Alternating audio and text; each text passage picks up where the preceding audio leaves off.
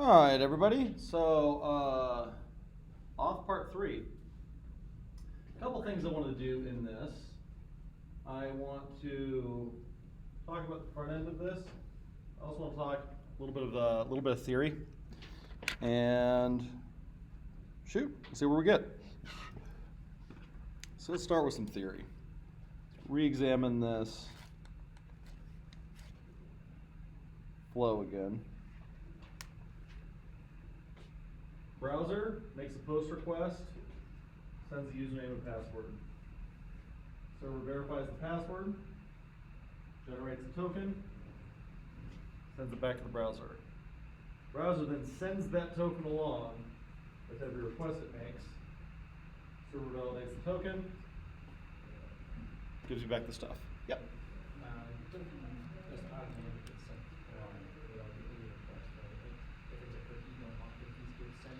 Cookies do, but that's not where we're going to put it. Great question. So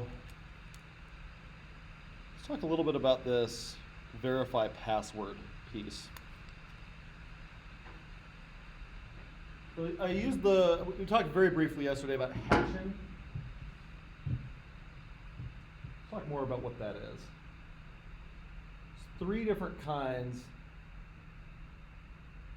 of, I guess, what we'll call data mangling. We have encoding, we have encryption,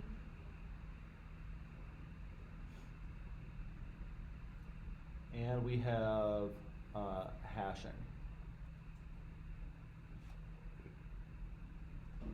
So something like a jot is encoded. This is just pig Latin. Easy to reverse, it's not even intended to be difficult.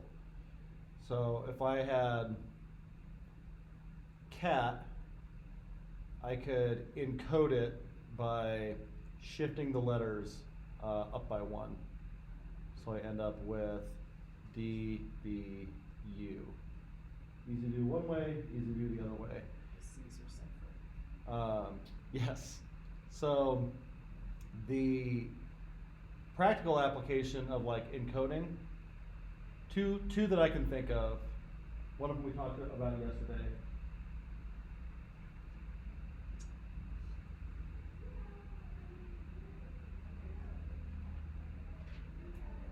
What was a time when we used encoding yesterday?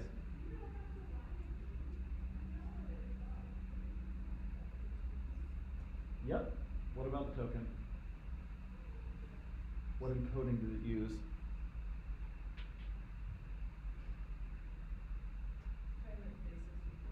Base 64. Base 64 is a practical application of an encoding. Another one would be UTF-8. That's a character encoding. How does that work?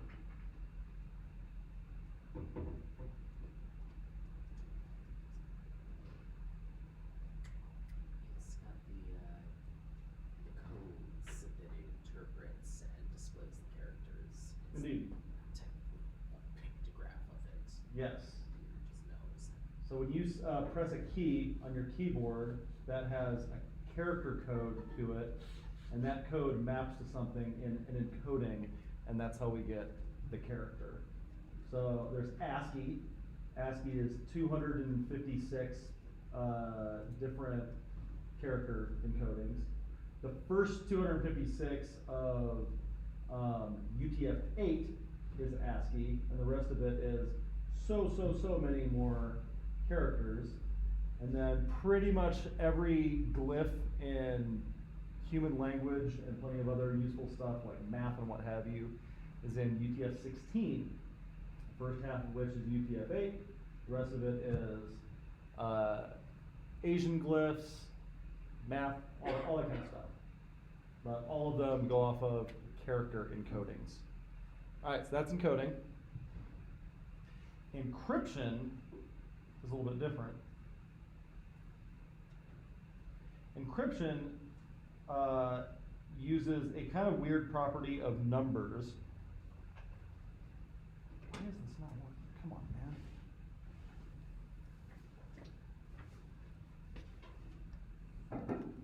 be standing right here. Ugh! Irritating. So, encryption uses a strange property of numbers where squaring something is pretty fucking easy to do, computationally speaking. Getting the square root of something is much more difficult. So, encryption, modern asymmetrical encryption, takes advantage of this fact. That's easy to do, that's hard to do. So, that makes it easy to encrypt something, very difficult to decrypt something unless you know certain characteristics about it already. And that's what our encryption key is. Yeah? So does something like the public key cryptography, does that fall under encryption or decoding? Encryption. That is absolutely encryption. Well, I know you get two sets of keys with it, Mm-hmm. public and private. Correct. And so I know like tokens fall under encoding, Mm-hmm. kind of work that in a similar fashion, but. Absolutely. So within encoding, we took our JWTs and we just threw them in that tool on the JWT website, right? We can see everything in them. They're not supposed to be secret. Encryption is supposed to be secret. So Aaron mentioned public key cryptography, which is what we use most of the time.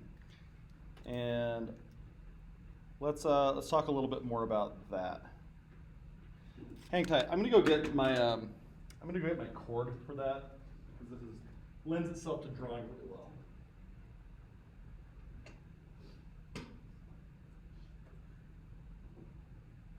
Teachers like those fucking memes.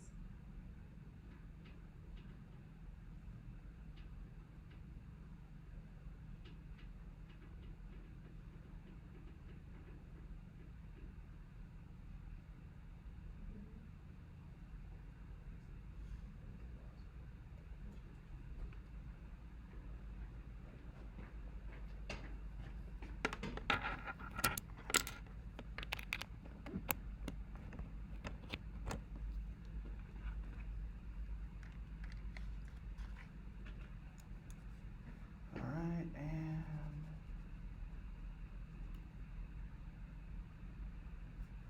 there we go. Cool. The thing Aaron's talking about, public key, private key. Where have you seen this before? These terms.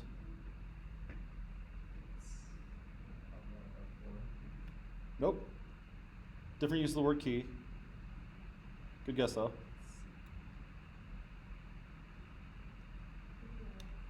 API access often uses public-private key. Anything else? What about GitHub?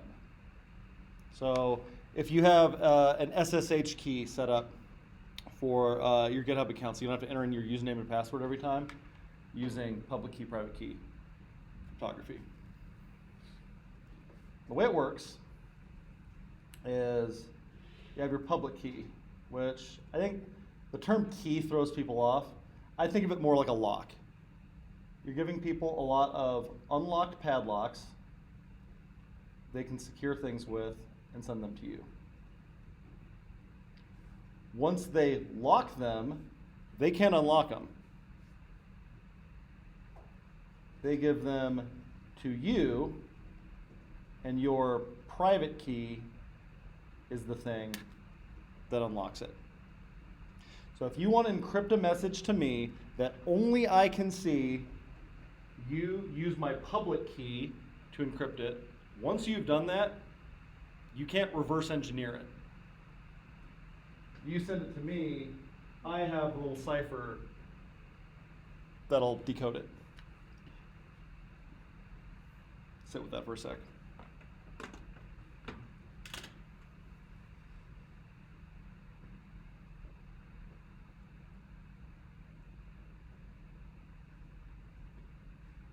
Squaring, square roots.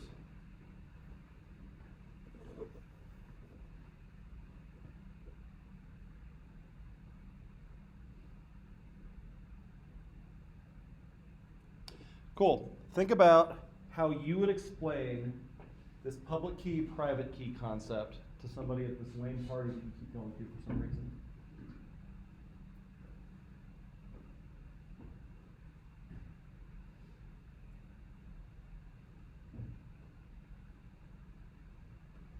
And as you're trying to come up with what you would say, what questions came up? Where'd you get stuck?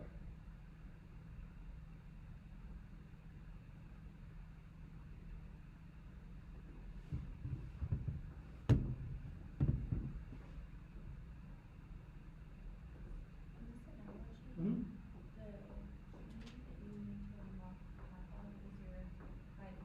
Private key.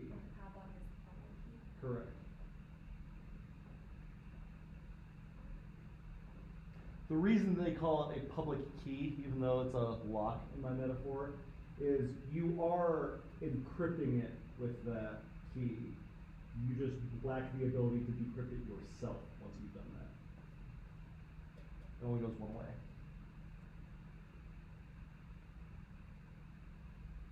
Other questions about public key, private key? Yeah. Can you use then the private key to lock and unlock multiple times, or is it just a one-time thing? So if I take some information and I encrypt it, like I have that encrypted file, message, text, whatever, and when I decrypt it, I get another copy of the file that was decrypted. This will have the other one. Or if it's going to a function, then it's the return of the function, even though the input was the encrypted one. Good question. What else?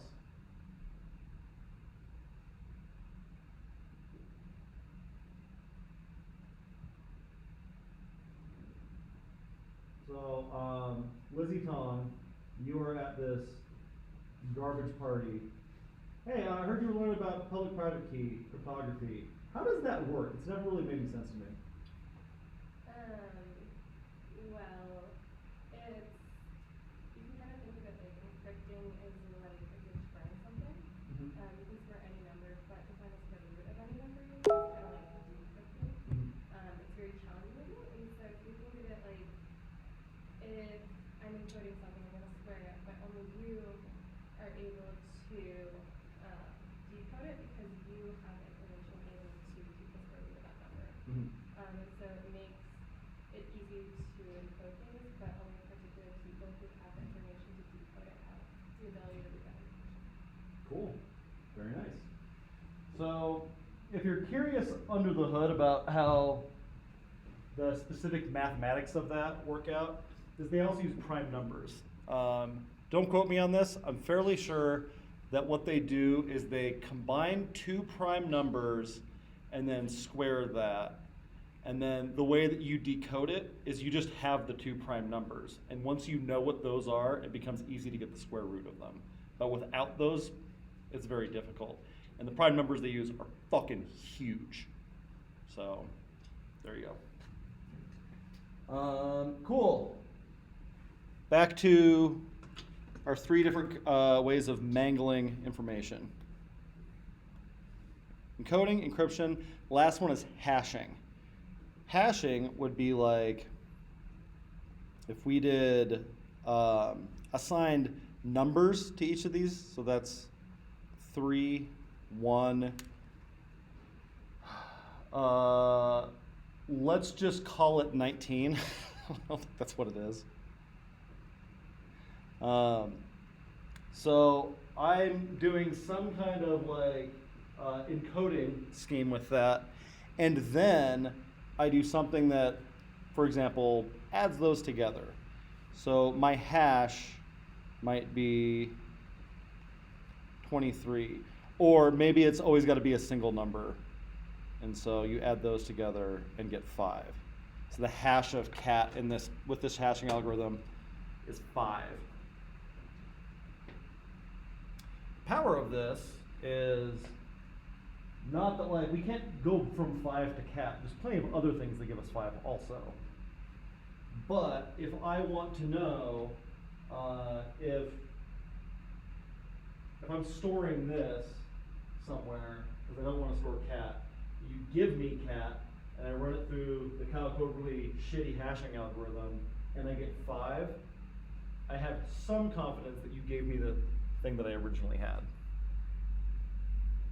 Let's make this more concrete. So the hash of password with a particular algorithm might end up being like 52AB61. This goes into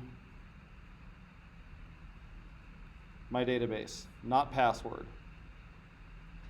I hash it this one time, I store that, I never store this.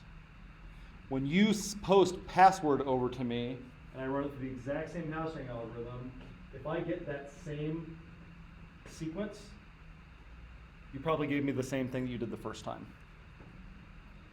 Now you might be wondering, okay, but if you could get to this, presumably more than one way, how confident could you really be? Having two things that are known to give you the same hash is called a hash collision. They are super, super fucking rare. We're talking like trillions and trillions and trillions and trillions of possibilities for these kinds of things. So we're relying on the likelihood of a hash collision being so unlikely that we're pretty confident we can use this for passwords. And even to the extent that there are like just going to be natural hash collisions, an attacker couldn't do that intentionally. It's pretty fucking cool. So the most cool part about that is when you work for Home Depot and your database gets compromised and you have a bunch of hashed passwords, you just have shit like this. You can't reverse that back to get the passwords. Pretty cool.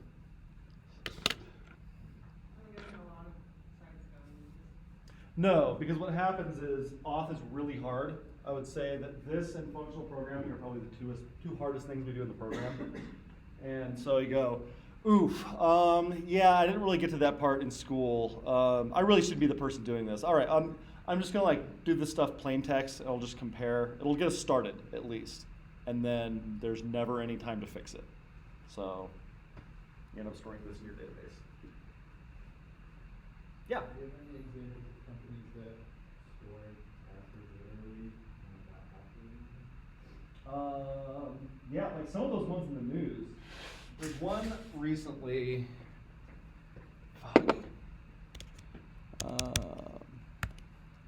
Storing plain text passwords breach. Oh yeah, this one, Facebook super recently. It wasn't all of them, but it was like from early days of Facebook, and they never like hashed them. Old Zuck in his dorm room. Yowza. Okay. Google, Robinhood.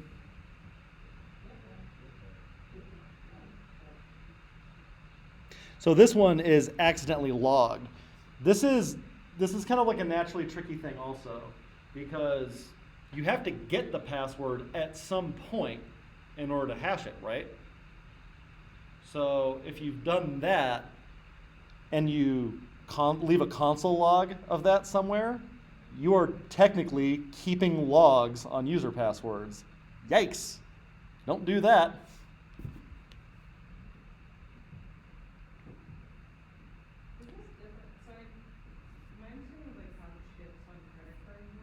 Mm-hmm.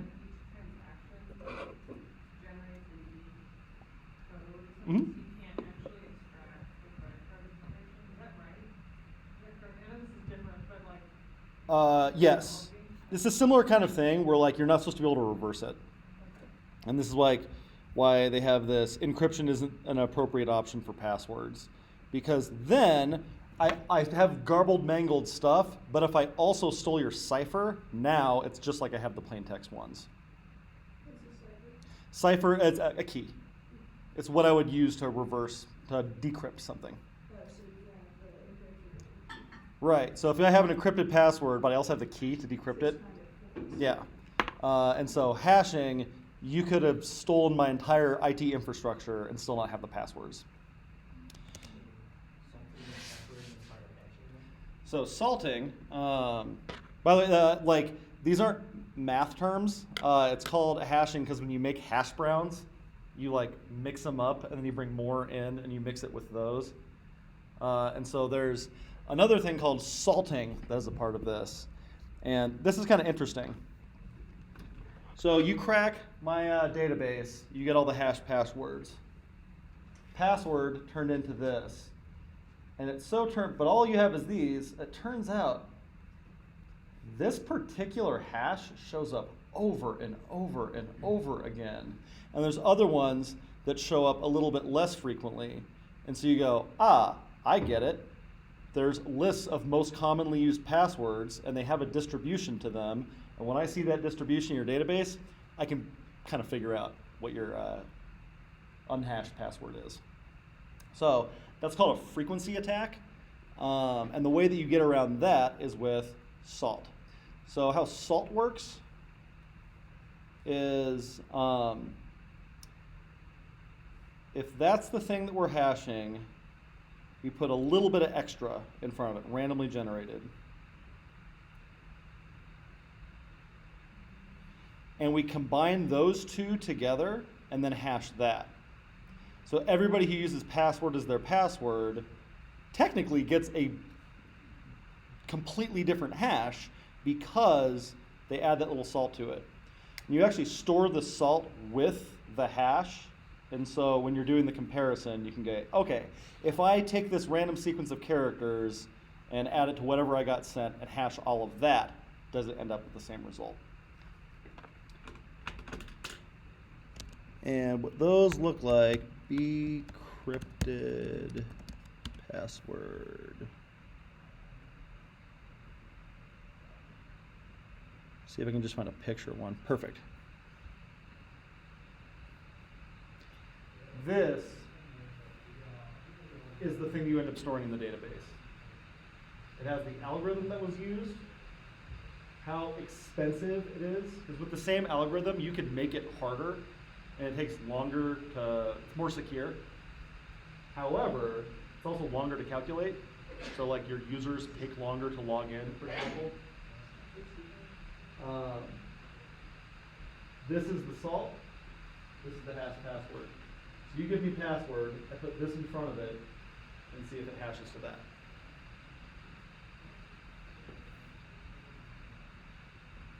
Pretty cool. Questions? I don't know. Is that a thing? Hashing, peppering. All right, a pepper in cryptography.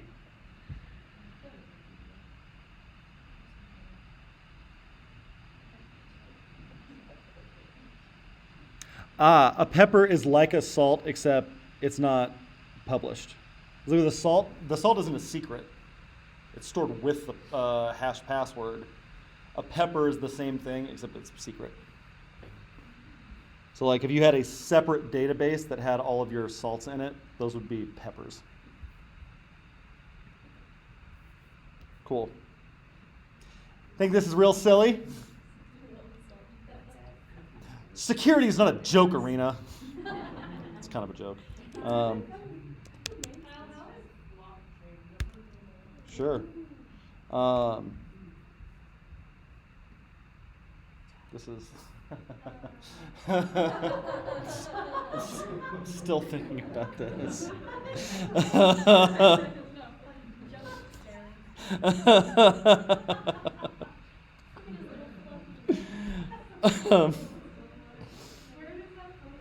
Topic awe in Never Devs. It's a great channel. And oh yeah, this was, we're just really off the rails now. Where's the, yeah, here it is. This buddy.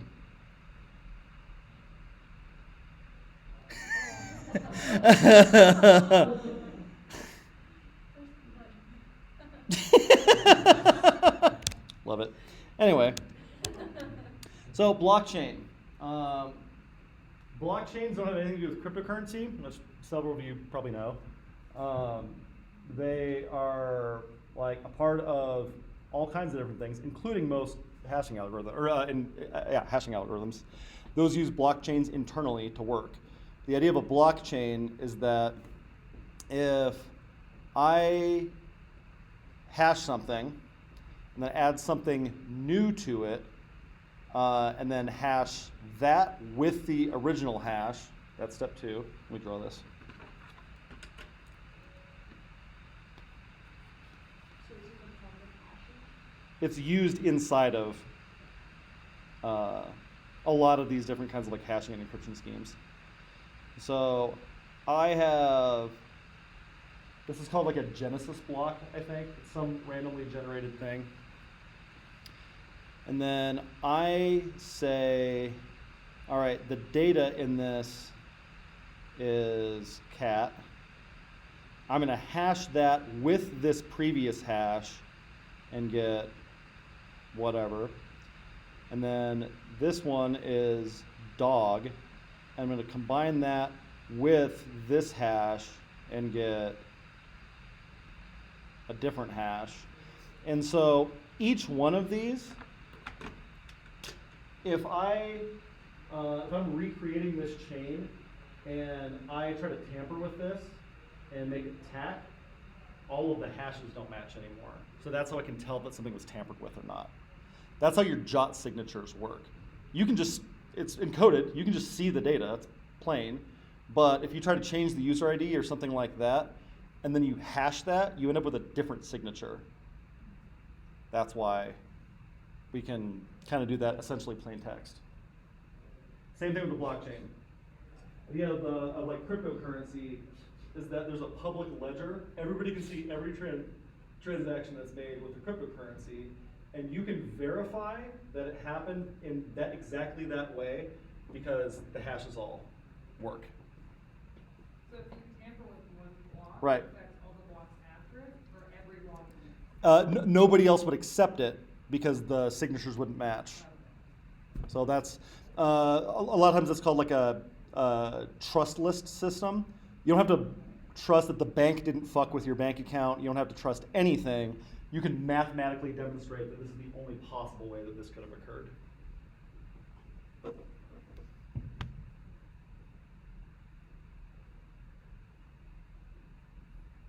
Cool. Back to encoding, encryption, hashing. So I send a username and password. Actually, there's a step before this when I'm making the account. I give it my password, I hash it, I store it in the database. When I'm authenticating, take my username and my password, I hash it and see if it hashes the same as the one that I stored. Pretty dope. Then again, when I'm getting something, it takes my token, it decodes it, and then it hashes that and sees if the signature matches the signature on the JWT. If it does, I believe that it wasn't tampered with. And as long as the expiration, which again, I can't tamper with the expiration either, because the signature would be different. If it's not expired, play ball.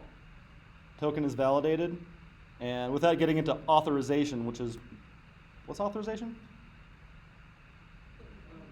What you're allowed to do. Authentication is who you are. Cool, you're Ben. You're ID 3. I might also then check to see what Ben is allowed to do, and if Ben is allowed to do the operation, but I don't have to verify that Ben is who he says he is anymore.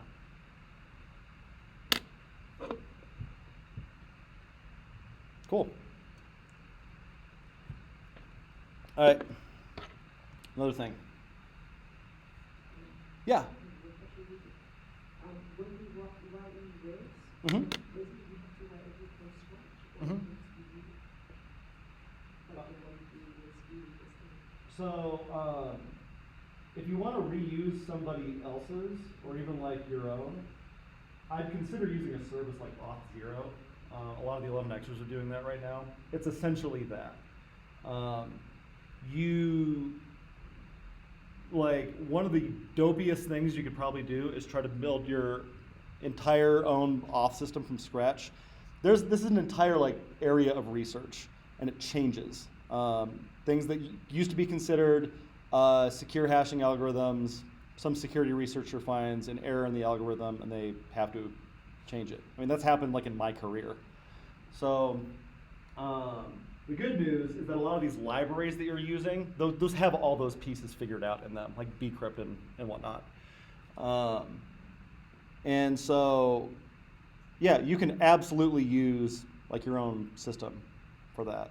But you're gonna have to integrate it with whatever new code you're writing. Neat. Other questions about this?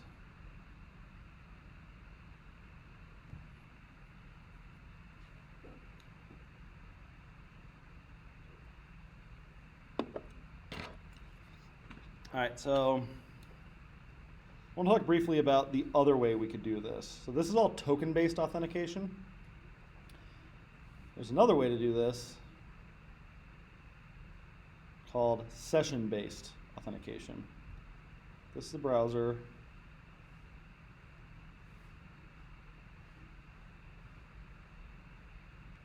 This is the server. So with this one, I'm sending I send my username and password.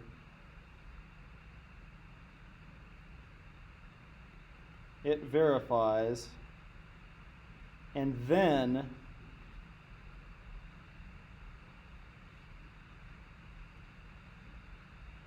creates a session and stores it in a database.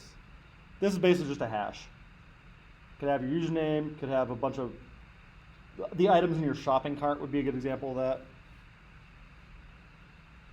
And then gives you back the ID of the session and gives that back to the browser.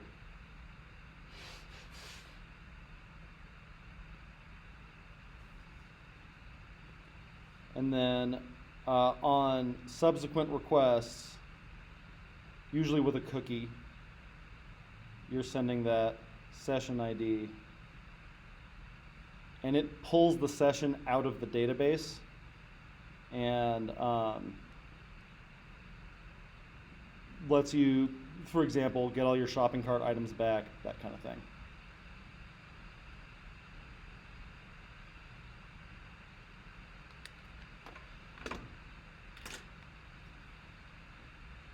So what's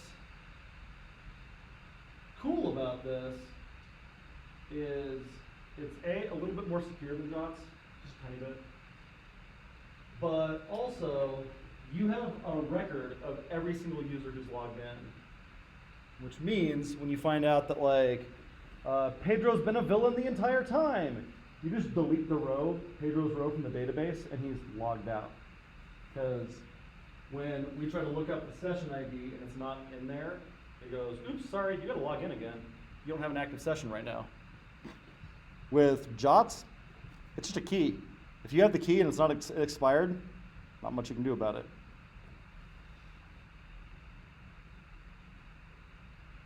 The reason that folks like me don't super care for sessions is this makes every interaction stateful.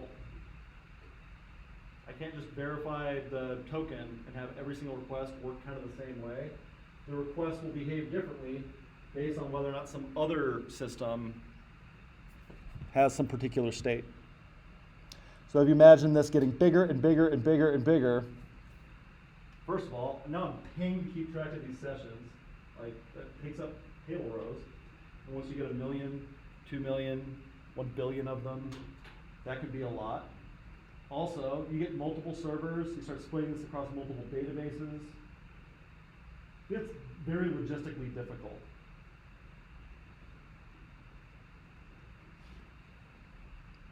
So that's the other super common way to implement an auth system.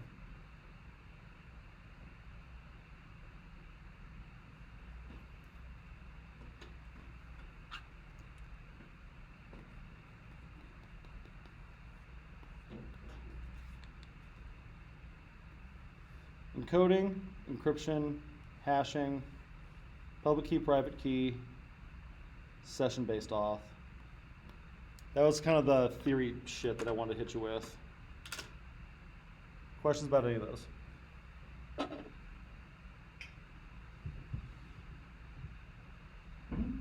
part of it's like we were talking about how they, you know, the console log the original like password Mhm. and like how does it normally like take it and then just how does that normally Sure. So it's the same way that all of your variables get garbage collected. Once you're not using them anymore, the server releases them. And if you stop the server, they go away entirely. Problem with logs is that logs are usually written to other files that persist. Especially in production apps, if something goes wrong, you want to be able to like trace all the steps that led to that. And so you'll often like verbosely log every action that happens on your site so that you can kind of Sherlock Holmes your way whenever an error happens. If you also happen to be logging people's passwords as as a debugging measure, for example, it's usually not malicious, but like you leave in a console log statement, oops. Run that for a few years, and all of a sudden you have hundreds of thousands of unencrypted passwords. Yeah. At what point is your password actually like encrypted? Your password generally isn't. Your password is usually just hashed. If you wanted to do something like encryption in place of a password, public key, private key. That's like an alternative solution to using any password. At what point is it hashed? Sure. So when you're creating your account, you go, cool, make a new record in the database, in the user's database. I want you to have this first name and this avatar and this whatever else. And also, this is the password they want to use. So hash that and then store the hashed password. Is that done on the server? Yes. And that's important too, because we hash it with a secret key. If the client can see what the secret key is, then like, there goes your integrity. Now, I once made an auth system that hashed on the client and the server. The idea was that you would hash it locally, send that up, and then that hash would be hashed.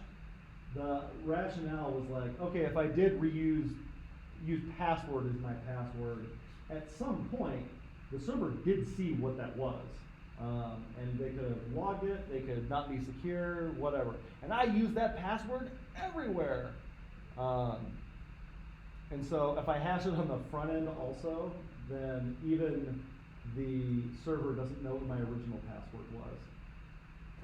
It was dumb, and it was slow as fuck too, and so I abandoned it, but that was my cool way to like encourage password reuse. That was else to do.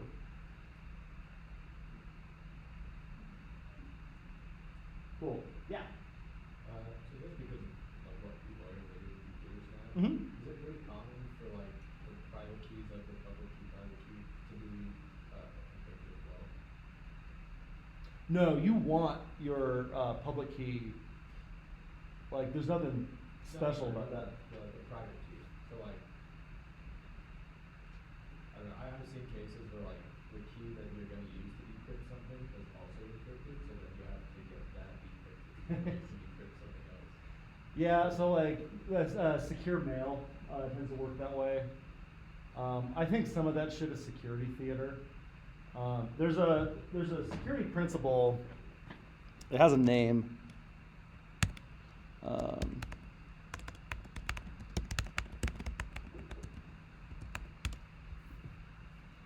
Kirchhoff's principle.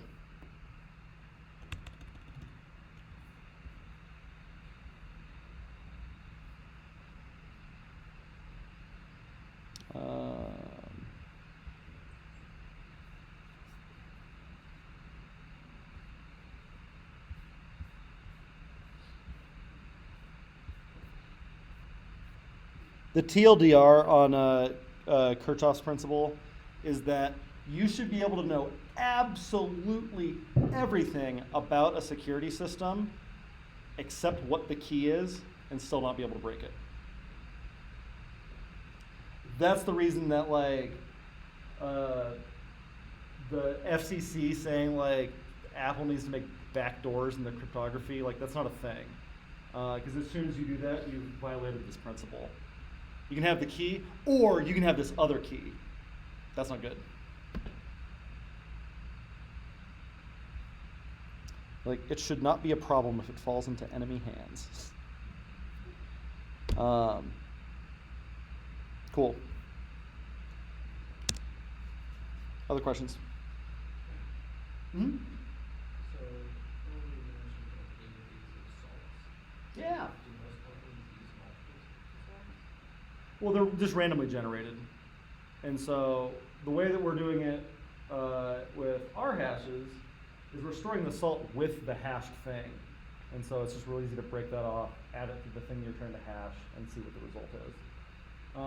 This pepper idea would be like, okay, we're not storing this also just randomly generated thing with the hashed whatever.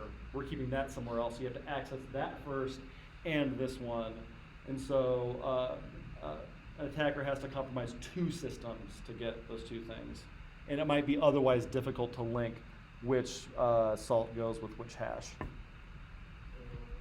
like, in a mock-up that I was running, in my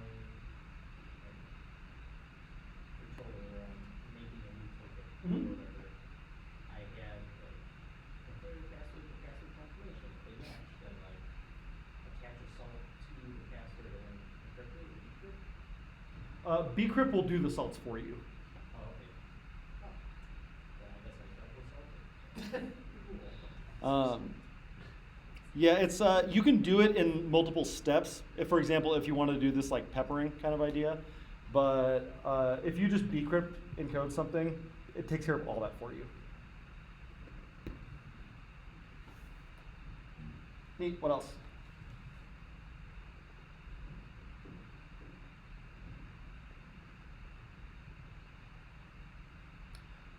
Cool. So I want to introduce a couple things to you for what the browser side of this looks like.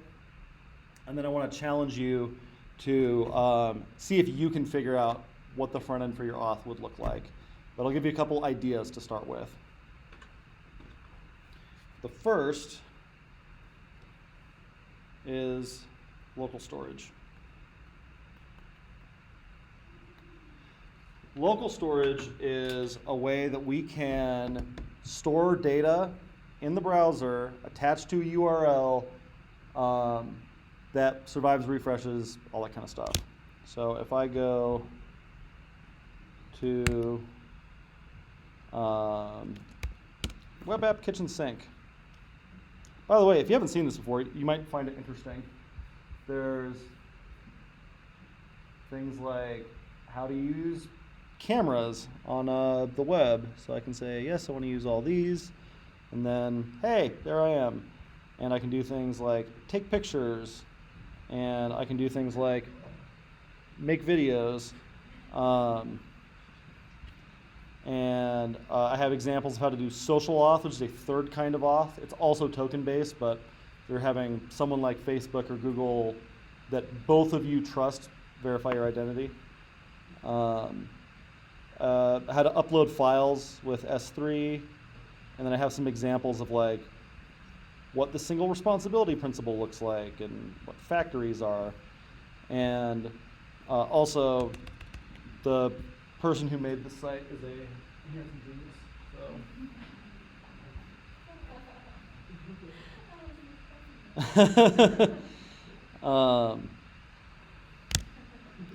So let's talk local storage.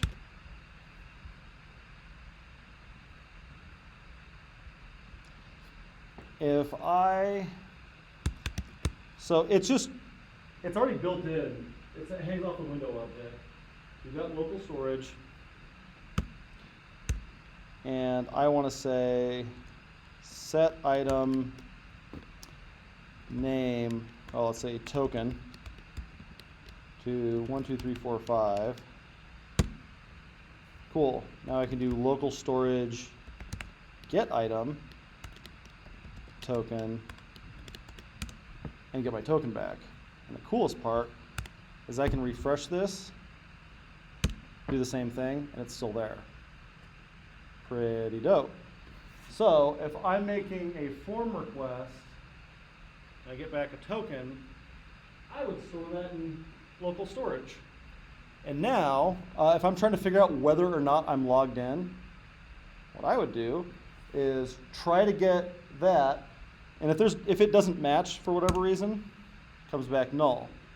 So I can go, if I have one of these, I'm logged in.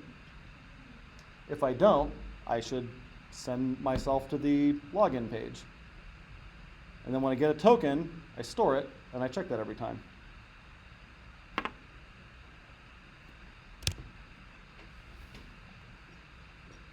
Pretty dope.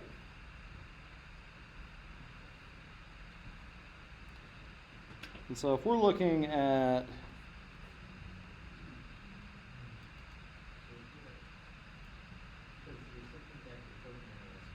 Mhm. Yes, that's exactly what you do. Now, the way that we set up our auth yesterday, it's expecting that token to be in the header. So the same way that we do content type application JSON, like you can also add a token for authorization, and then use the word bearer, and then add a space, and then add your token. That's how you would add that to a fetch request. That in mind, what about this browser part? If you had to do this right now, what would you be confused by? So with local storage, does that persist once you close out the browser? Okay. So if you tell it to save like token somewhere, it'll be there forever. It'll be there till the browser gets rid of it. Okay. And I don't think you have a lot of control over when and where it does that, but it hangs on to it for a while. Is your backend will check restoration keys? Correct. Does it check timestamps for that? Or how does that Yeah, work? it's a Unix timestamp. Unix timestamps are the number of milliseconds since 1970. It's called an epoch. That is considered the beginning of the modern computing era, and so we call that an epoch time. What do we use for like cryptocurrency? Yeah, almost everything uses, and computers uses epoch times.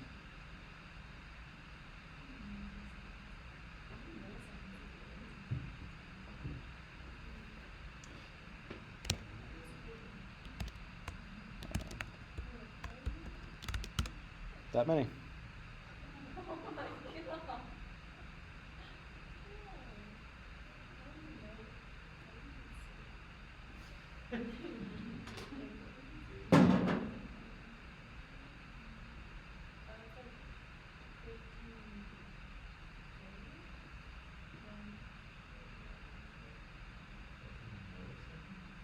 Mm-hmm.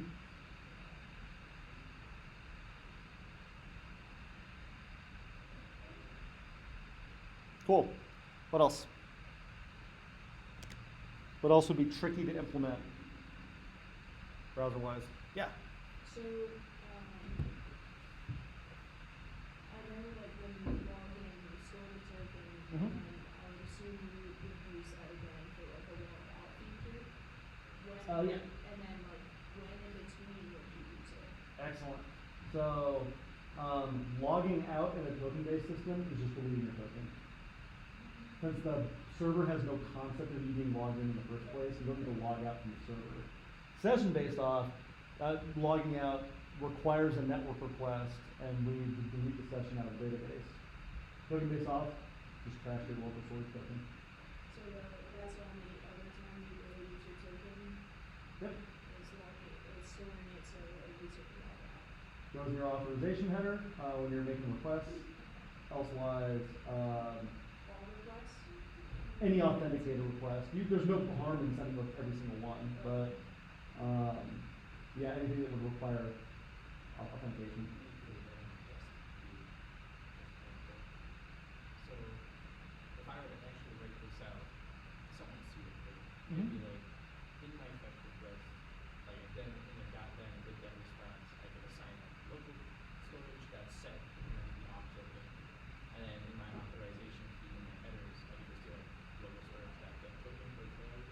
Yep.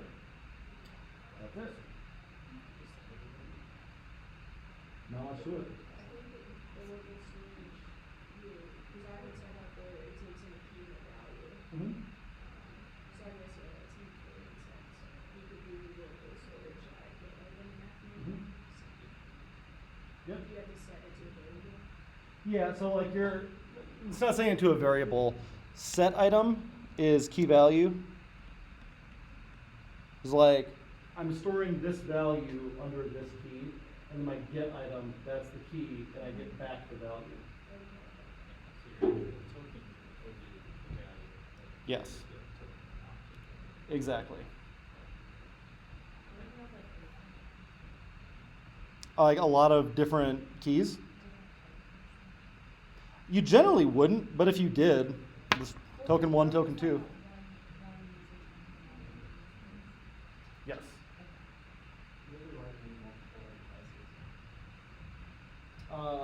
Each of those devices has some concept like that. So if you're on Android, you're using like a web view or something like that, then cool, you get a token. And since there's no session, I don't like log in here and then I find my session from when I logged in on my desktop, so I have the same shopping cart or something like that. I'm just getting a valid token. I have 5 million valid tokens, doesn't matter. The server doesn't know or care. It's native to your device's browser. Yes, correct. does Amazon use that? Probably. That would be my guess. And you can like make some guesses about that stuff. So let's see. I'm trying to think of something I'm actually logged in on.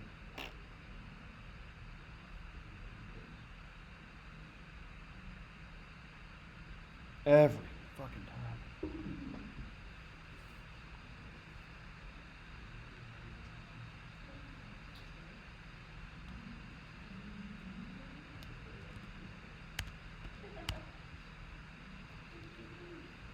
All right, so I'm logged in right now. If I pull open the console, oh, come on, guys.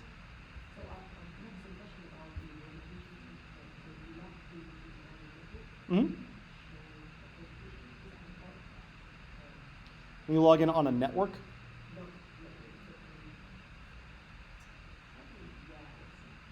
Like our Wi-Fi network, for example?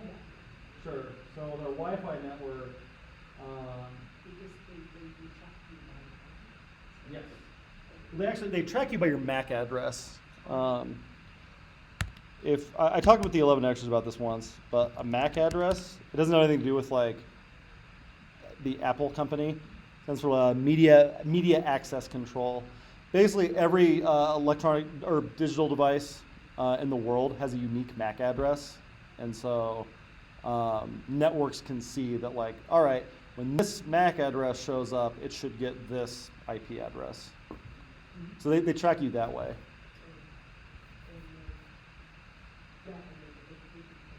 Yep. Sure, so that's authentication. I don't think they use, well, I guess they might use sessions for that. Yeah, that would make sense. Because if you're managing a network, you can see everybody who's on it right now, which probably means they have a session. All right, so let's poke around. Now I'm logged into Amazon. Let's kind of take a look at what's in storage over here. Wow, it's a lot of cookies. So this is what's in local storage right now.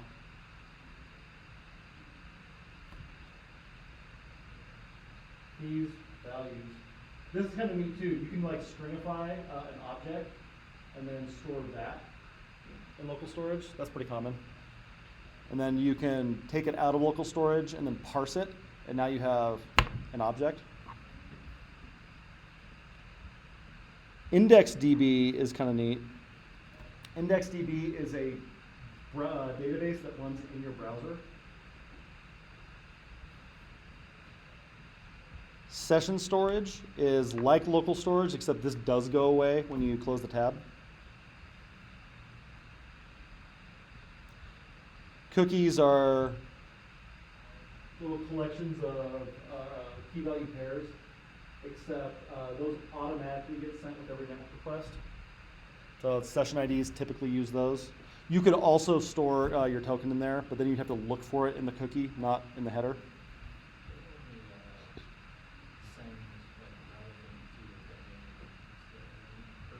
Yes. Yeah, those are isolated for each domain.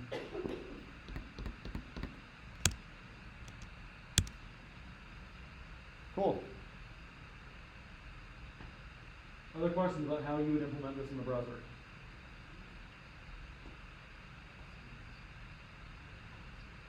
Indeed. Hard stuff's done already. Cool. That's my challenge to you. Sometime today, see if you can implement a front end for the auth that you set up yesterday. I do have the videos from that up also if you want to review. And if you send me your front end code, I'll review that. Also answer any questions. Go and be well.